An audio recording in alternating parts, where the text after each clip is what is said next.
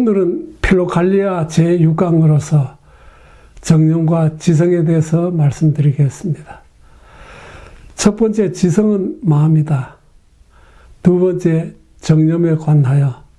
세 번째, 정화의 영역에서 정념과의 싸움에 관해서 말씀드리겠습니다. 첫 번째, 지성은 마음이다. 지성과 마음에 관하여. 지성은 마음의 인식 기능입니다.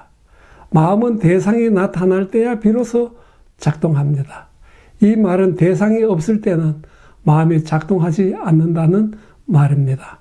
그리고 작동하던 마음은 그 대상이 사라질 때 마음의 현상 또한 사라집니다.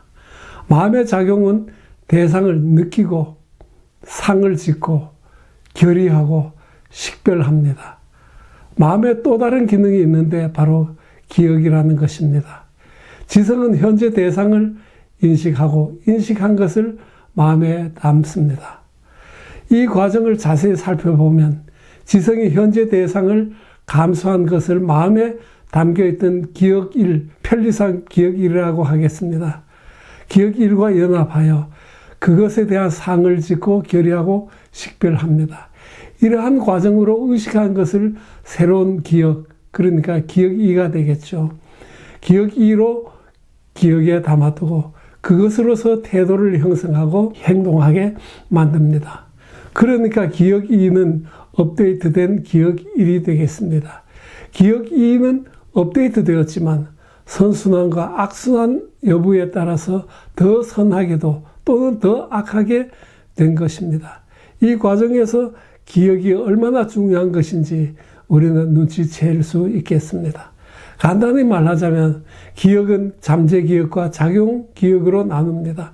잠재기억은 우리가 기억한 사실조차도 모르고 지냅니다. 그러나 어떤 외부 자극이나 마음의 동기가 일어날 때 기억이 되살아나서 작동하기 시작합니다. 이것을 가지고 작용기억이라고 합니다. 다시 정리하자면 마음의 기능 중 지성이 어떤 대상이 나타나서 오감으로 느끼고 의식하는 순간 작용기억도 함께 작용해서 인식하게 되는 것입니다. 이러한 인식 과정에서 기억이 결정적인 역할을 하는 것입니다. 만약에 어떤 대상에 기억이 없다면 어떻게 될까? 그것이 무엇인지 알지 못하게 되는 것입니다. 예를 들면 하나님이 굶주리고 있는 이스라엘 백성에게 만나를 내리셨지만 백성들은 그것이 무엇인지 알지 못했습니다. 그래서 알지 못한다라는 뜻으로 만나라는 이름이 지어진 것입니다. 출애굽기 16장 15절에 이스라엘 자손이 보고 그것이 무엇인지 알지 못하여 서로 이르되 이것이 무엇이냐 하니 모세가 그들에게 이르되 이는 여호와께서 너에게 주어 먹게 하신 양식이라고 기록했습니다. 주님을 3번 부인하면서도 자기가 무엇을 하는지 모르고 있다가 닭 우는 소리를 듣자 주님이 하신 말씀이 기억이 나서 밖에 나가 통곡했다라는 베드로의 이야기가 마태복음 26장 69절에서 75절에 기록되어 있습니다.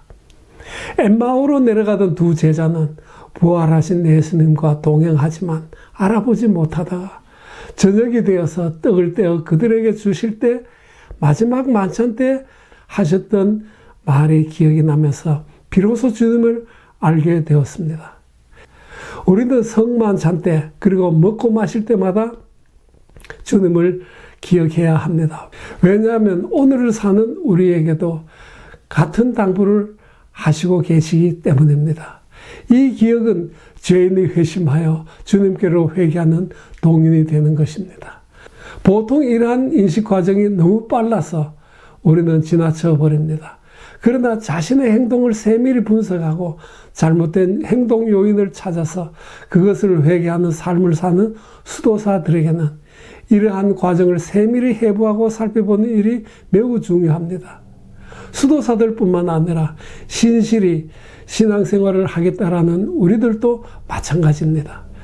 결론적으로 말하자면 앞에서 누차 언급했지만 한번 잘못 형성된 기억은 악순환하여 계속 변종된 사악한 기억을 만들어냅니다. 그러므로 사악에 한 번만이라도 속으면 그 다음에 그것에 마비되고 그것을 실천하는 데 습관이 들어버립니다. 즉 우리는 쉽게 그의 수하가 되고 저절로 그에게 충성을 바치는 존재가 되고 마는 것입니다. 첫 번째 원죄가 온 인류에 흘러내려오면서 저주가 된 것이 바로 이러한 이유입니다. 인간 자신의 능력으로 이 악순환의 고리를 끊을 수 없습니다. 이 사악의 악순환 고리를 끊기 위해서 주님이 이 세상에 오신 것입니다. 그리고 필로칼리아 교부들은 이 악순환의 고리를 끊는 지혜와 실천을 우리에게 이 책을 통해서 가르치고자 하는 것입니다. 완전을 향한 지성의 여정에 관하여 지난 제4, 5강에서 영적 여정에 대해서 다루었습니다. 지성이 원래 순수한 상태로 돌아가는 여정은 우리가 살아 숨쉬는 동안 계속됩니다. 그러므로 우리는 어느 한순간도 안심해서는 안 되며 어느 한순간도 다 이루었다라고 말할 수 없는 것입니다. 그러나 세대주의적인 관점으로는 우리의 여정은 주님의 재림의 날까지 계속 가야 하지만 구원사적인 관점으로는 우리 마음에 현존하시는 주님과 동행할 때 이미 우리는 도착지에 도달해 있는 것입니다. 그러므로 우리가 이 세상에 사는 동안 우리는 역설적으로 아직과 이미라는 두 길을 동시에 걷고 있는 것입니다. 이렇듯이 우리의 지성 안에 사악한 기억으로 여전히 형성되어 있지만 우리의 지성이 주님만 기억할 때 모든 사악이 물러나고 순일한 그 지성, 깨끗한 마음으로 하나님을 뵙게 됩니다. 이 순일한 지성을 깨끗한 마음 또는 필로칼리아 교부들은 무정념이라고 부릅니다. 두 번째, 정념에 관하여 정념은 지성의 오염원입니다. 이제 우리는 정념으로 오염된 지성을 가지고 정화의 영역으로 들어갑니다.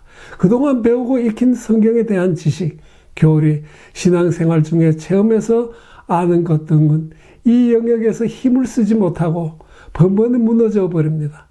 감동적인 설교, 아름다운 찬양, 은혜로운 예배 시간을 마치지만 금세 잊어버리고 몸으로나 말로나 생각으로 죄를 짓고 있습니다.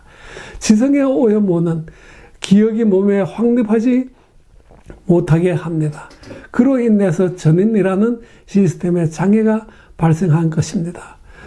우리에게는 이러한 일이 일상적이겠지만 필로칼리아 교부들은 수술할 환부를 면밀히 조사하는 외과 의사처럼 그것을 살펴봅니다.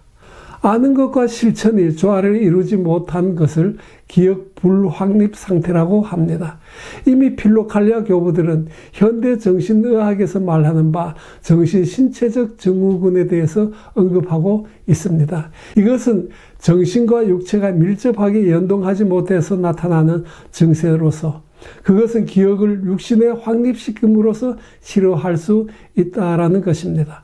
필로칼리아 제4권 91쪽에 깨어 경계하는 것과 기도는 몸과 영혼처럼 밀접하게 연결되어야 합니다라고 기록되어 있습니다. 같은 제4권 28쪽에는 많은 초보자가 지성의 불안정성을 제어하지 못하는 것을 보고서 니키포루스는 완전한 환상을 어느 정도 억제하기 위해 사용할 수 있는 방법을 제안했습니다. 문제의 이 방법은 신신학자 시메온의 글로 간주되는 세 가지 기도 방법에서 권하는 정신신체적 기법과 매우 유사하다고 했습니다. 나중에 예수 기도를 언급할 때 다시 다루겠지만 마음과 정신을 통일시키는 유력한 방법으로 필로칼리아 교부들은 예수 이름으로 쉬지 않고 바치는 기도를 제안하고 있습니다. 정신신체적 증후군에 대해서 조금 더 간단히 예를 들면서 설명한다면 어떤 사람이 배가 아파서 병원을 찾아왔습니다. 의사는 위장약을 처방해 주고 보냈습니다.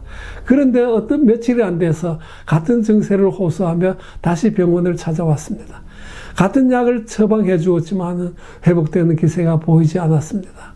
그래서 내시경으로 위속을 들여다보아도 아무런 문제점을 찾지 못했습니다. 의사가 환자에게 최종적으로 물었습니다. 요즘 무슨 일이 있었나요? 그랬더니 그 환자가 대답하기를 아무 일 없었습니다. 그렇습니다. 사촌이 밭을 사서 배가 아픈 것이었습니다. 속담 얘기지만요. 그의 위장병의 원인은 시기와 질투였던 것입니다. 이렇게 정신적인 현상이 육신의 병으로 나타나는 현상, 이것을 가지고 정신신체적 증후군이라고 설명할 수 있겠습니다. 불확실성 시대에 사는 우리 현대인은 원인 모르는 불안감을 안고 살고 있습니다.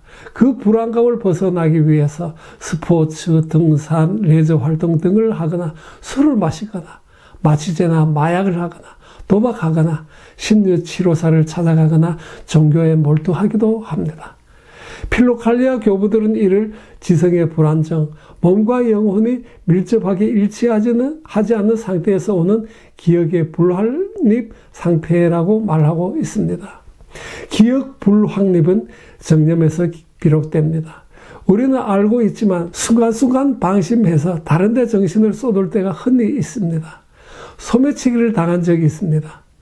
어떤 사람이 다가와서 정신을 흔들어 놓는 사이에 내 주머니에서 지갑을 빼가 버렸습니다.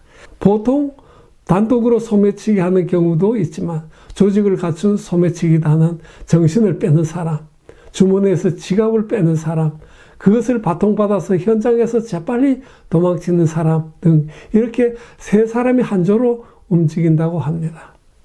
현대 영성인 C.S. 루이스는 마귀의 지령이라는 유명한 책을 집필했습니다.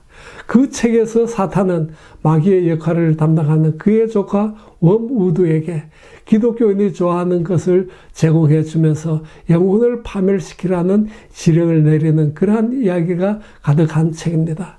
그러므로 정신을 바짝 차려야 합니다. 필로칼리아에서는 정신을 차린다라는 단어로서 깨어 경계함이라는 단어를 사용합니다. 이에 반대되는 상황이 방심입니다. 방심하면 가장 소중한 마음을 소매치기 당합니다. 그러면 최초의 정념은 어디에서 유래되었는가? 에바그리우스는 가장 먼저 식탐, 탐욕, 허영이 들어오고 이 셋이 들어올 때 5 정념도 따라 들어온다고 했습니다. 그러니까 정념에는 3가지 정념과 5가지 관련 정념이 있으니까 총 8가지 정념이 있다는 것입니다.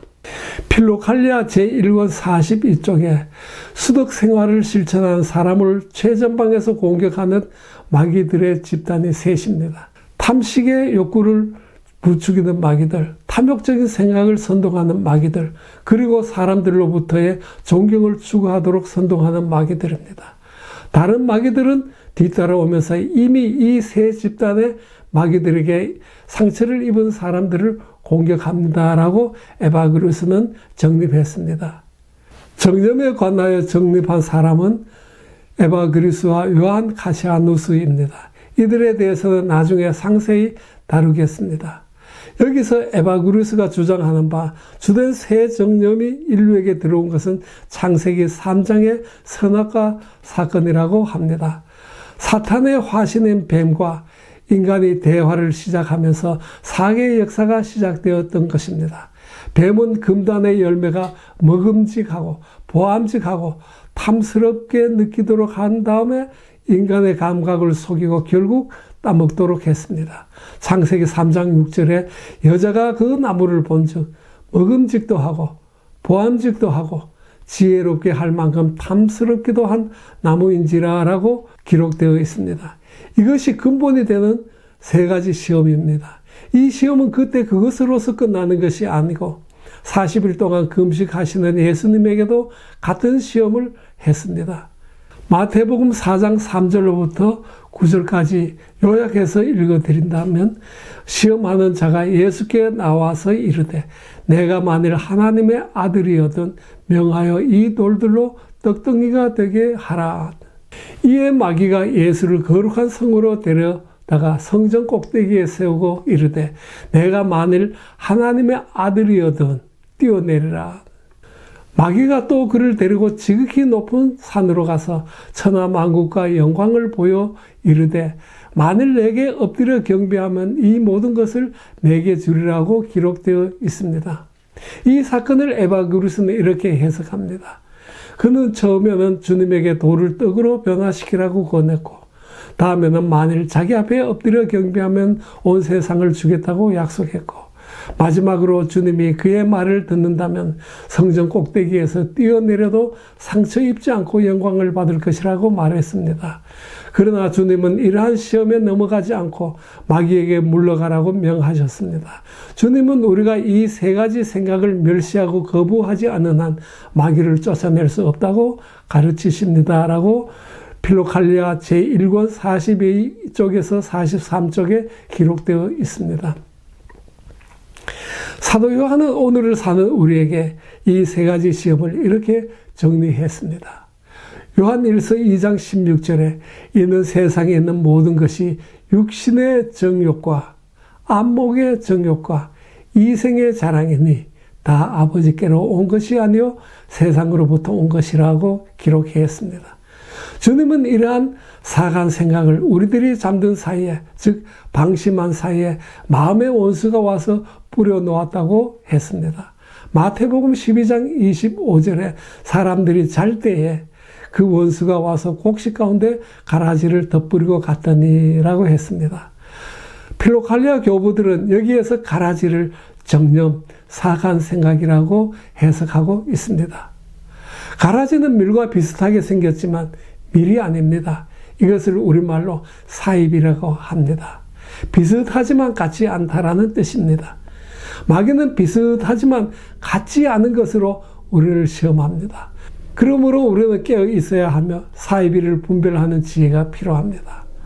마태복음 7장 16절에 주님께서 말씀하시기를 가시나무에서 포도를 또는 엉겅퀴에서 무화과를 따겠느냐라고 말씀하신 것입니다.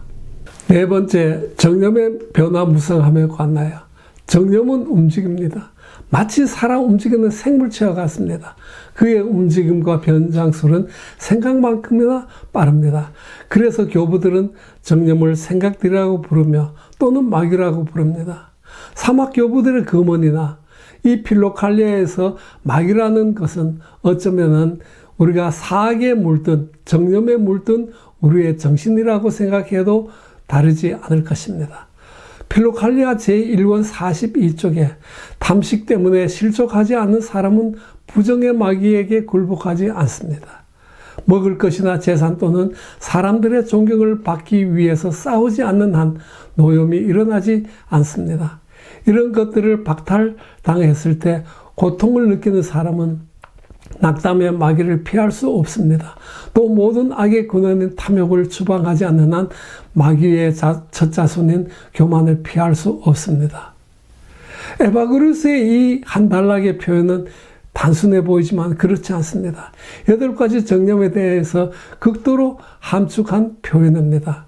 어쩌면 필로칼리아 전 5권을 이 한 문장으로서 정리했다라고 볼 수가 있습니다. 그러나 4세기 에바그루스의 이 표현이 15세기까지 교부들에게 이어지면서 다소 다르게 설명하지만 근본은 같습니다.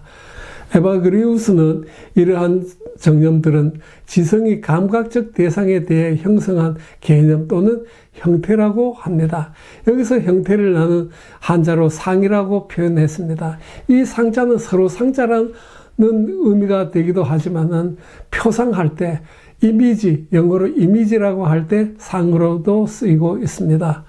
필로칼리아 제1권 43쪽에 마귀들이 선동하는 생각들은 우리의 내면에서 감각적인 대상에 대한 개념을 만들고 이러한 개념이 새겨진 지성은 내면에 이러한 대상의 형태를 지닙니다. 라고 기록되어 있습니다. 여기서 형태를 또한 상이라고 썼습니다. 그러므로 여기서 예를 들면 식탐이라고 하면 반드시 음식을 탐하는 것으로만 생각해서는 안 됩니다. 또 이에 반대되는 금식이라고 할 때 밥을 굶는 것만은 아닙니다. 이것도 개념입니다. 여기서 우선 하나의 예로 식탐을 들어서 조금 더 상세히 설명해 드리겠습니다. 식탐은 우리의 생명을 유지해주는 음식에 대한 원초적이며 선한 갈망이지만 배를 만족하게 하려고 또는 육신의 생명보다 음식이 주는 쾌락을 더 사랑하는 것 또는 육신의 생명의 근원이 하나님이 아니라 음식이라는 생각, 이 모두가 다 식탐에 포함이 됩니다. 즉 식탐이란 우리의 생명과 기쁨과 위로를 하나님이 아니라 음식, 재물, 돈, 명예, 권세 등에 의지하는 것을 의미하는 것입니다. 이러한 식탐을 금식으로 누르면 됩니다. 그런데 금식으로 피한 식탐은 금세 모습을 허영으로 변모해 버립니다. 즉 나는 며칠 금식했어 라고 말하거나 생각하는 순간에 식탐은 허영으로 변화되어 버립니다. 또 이 허영은 곧장 교만으로 변해버립니다. 그래서 나중 형편이 전보다 더 심하게 되는 것입니다. 정념은 살아 움직입니다. 마귀처럼 말입니다. 그러므로 필로칼리아를 읽을 때 각 정념을 개념으로 이해해야 하며 변화무쌍한 그것들을 마귀로 이해해서 읽으면 이해가 빠를 것입니다. 이러한 정념에 대한 설명은 다음 시간에 정념을 설명할 때 다시 그리고 중복해서 계속 언급할 것입니다.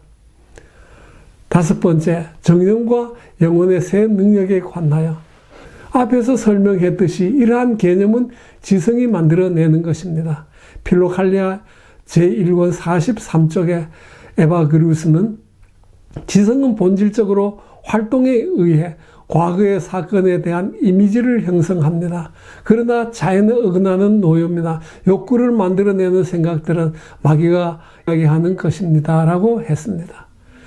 그러나 지성이 만든 상은 모두 사악한 것은 아닙니다. 자연 상태 순수한 지성은 사악한 개념의 정념을 분별하는 지식을 제공해 주기도 합니다. 43쪽에 에바그리우스는 다시 얘기합니다. 예를 들어 나를 모욕하거나 나에게 해를 끼친 사람의 얼굴이 생각나는 것은 큰 증오의 마귀가 다가오고 있기 때문입니다. 물질적인 것이나 존경과 관련된 제안이 떠오른다면 그것과 관련된 마귀가 나를 괴롭히고 있는 것이 분명합니다. 다른 생각들과 관련해서도 정신 속의 모습을 나타내는 대상에 따라서 어떤 마귀가 우리 가까이에서 그 대상을 주입하고 있는지 짐작할 수 있습니다. 이것은 그것들에 대한 생각은 모두 마귀에서 오는 것이 아닙니다라고 했습니다. 그러므로 우리는 기도하는 동안 지성이 감각에 휘둘리지 않도록 해야 합니다. 43쪽에 다시 이렇게 얘기합니다. 기도하는 동안 지성이 감각적 대상에 대한 생각에서 해방되어 있어야 하나님의 광채가 지성에게 모습을 나타냅니다. 라고 했습니다. 이렇게 우리 정신이 마귀의 시험과 감각적 쾌락에 휘둘리려는 기미만 보여도 시험에 들게 하지 마시옵고 다만 악에서 구하시옵소서라고 즉시 기도해야 합니다. 에바그리우스는 정념으로 인해 인간 영혼의 세 가지 기능이 변질되었다라고 합니다. 참고로 이것은 플라톤이 주장하는 혼의 세 영역을 인용한 것입니다. 즉 인간 영혼의 세 영역 또는 단계로 보아서는 갈망하는 마음, 도발하는 영적인 마음, 이성적인 마음으로 구분해서 설명하고 있습니다. 타락 전 순수한 인간 영에 주어진 이 세 가지 영혼의 능력은 축복이었습니다. 그러나 타락 후에는 갈망하는 능력이 탐욕으로, 도발하는 능력이 분노로, 지성의 능력이 무지로 변하면서 각기 해당하는 정념들로 가득 채워졌습니다. 갈망에 속하는 정념은 식탐, 음란, 탐욕이며 도발에 속하는 정념은 분노, 슬픔, 권태이며 이성에 속하는 정념은 허영과 교만입니다. 갈망에 속하는 세 정념은 형태를 가진 것을 대상으로 삼는데 육신의 오감과 감각을 통해서 개념과 상을 만들고 내면에 형성합니다. 그러므로 소극적으로는 그 대상을 멀리하거나 제거하면 이들을 정념에서부터 물리칠 수가 있다는 것입니다. 도발하는 새 정념은 형태를 가지지 않는 것을 대상으로 삼는데 정신이나 생각을 통해서 상을 짓고 내면에 형성하게 됩니다. 이것은 육신과 긴밀하게 연계되어 있으므로 육신의 새를 꺾으면 다소 누그러뜨릴 수가 있습니다. 수도사들은 육신의 새를 누그러뜨리는 방법에 대해서 설명하고 있습니다. 우리는 금식하고 철야하고 바닥에서 잠을 잠으로써 욕망을 죽이며 오래 참음과 인내, 용서, 긍휼한 행동을 통해서 격앙하는 성질을 길들입니다. 이 두 가지 정념, 욕망과 격앙하는 성질은 지성을 재앙과 멸망으로 몰고 가는 악한 생각들과 연결되어 있습니다. 음식과 재산, 자부심, 그리고 자기 몸에 대한 애착에서 벗어나지 못하면 이러한 정념들을 극복할 수 없습니다.